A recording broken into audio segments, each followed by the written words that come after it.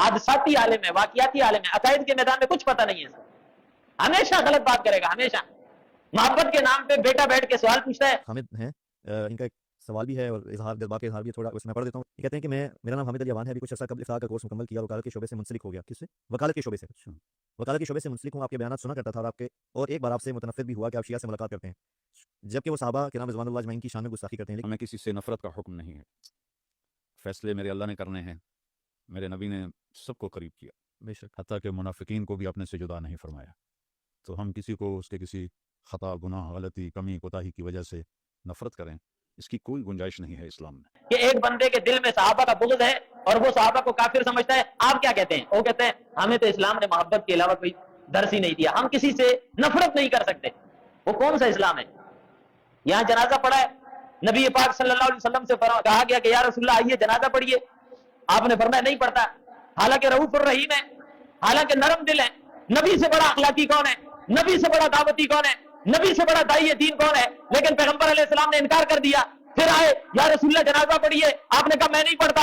پھر آئے یا رسول اللہ جنازہ پڑھیے، آپ نے فرمایا میں نہیں پڑھتا۔ یا رسول اللہ آپ نرم دل ہیں، آپ رؤوف الرحیم ہیں، آپ تو داعی اسلام ہیں، آپ کے اخلاق کو تو قرآن بیان کرتا ہے، آپ تو اللہ کے محبوب ترین ہیں، آپ تو سب سے زیادہ اللہ کے قریب ترین ہیں۔ یا رسول اللہ پھر اس کا جنازہ کیوں نہیں پڑھتے؟ اللہ کے نبی صلی اللہ علیہ وسلم فرماتے ہیں انہ کان یبغض عثمان، اس کے دل میں عثمان کا بغض ہے، اور جس کے دل میں عثمان کا بغض ہو محمد اس کا جنازہ نہیں پڑھتا۔ یہ کہتا ہے کہ محبت ہمیں بتائیے اور نفرت کا ہمیں نہیں کہا، تجھے کچھ آتا ہی نہیں ہے، تو آساتی طور پر مشہور ہو گیا، جیسے ایک فلم اسٹار مشہور ہو جاتا ہے اور اس کی صورت سے لوگ پیسے کماتے ہیں، تو دین کے نام پر دین کو بیچ کے مشہور ہو گیا ہے۔ یہ الفاظ کبھی نہ کہتا، لیکن امت کو گمراہ کر کے رکھ دیا بے ایمان مولویوں نے، گمراہ کر کے رکھ دیا، اپنی خود ساختہ تشریح کر کے، خود ساختہ تفسیر کر کے ساری امت کو نبی کے راستے سے ہٹا کے یہ بتایا جا رہا ہے کہ جو ہم کر رہے ہیں وہ اخلاق ہے، جو نبی کر کے گیا وہ کیا ہے؟ میرے بھائیوں یہ باتیں کرنا اتنا آسان نہیں ہے، یہ باتیں بہت مشکل ہیں، اور میں آپ سے کرتا بھی نہیں ہوں، میں تو اس کے ذریعے سے کسی اور کو پہنچاتا ہوں۔ مجھے پتا ہے آپ تو اس علاقے کے رہنے والے ہیں، یہاں سے آگے آپ کی بات جاتی نہیں ہے، لیکن میں کہیں اور پہنچاتا ہوں۔ کتابیں طارق جمیل اور ہماری الگ نہیں ہے، یہ قرآن اس نے پڑھا ہے، ہم نے بھی پڑھا ہے، یہ حدیثیں اس نے پڑھی ہم نے بھی پڑھی ہیں، لیکن جھوٹ بولتا ہے، امت کے اندر فساد برپا کرتا ہے۔ میں پہلی مرتبہ اس طرح نام لے لے کے کہہ رہا ہوں کہ اس سے اپنے آپ کو بچاؤ، بچاؤ اپنے آپ کو اس سے۔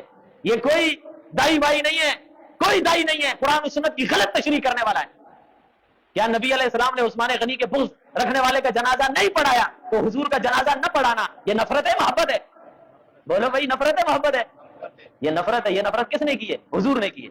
آپ دعائے قنوت پڑھتے ہیں، آپ کہتے ہیں بالکفار ملحق، آپ پڑھتے ہیں؟ نبی نے کسی کو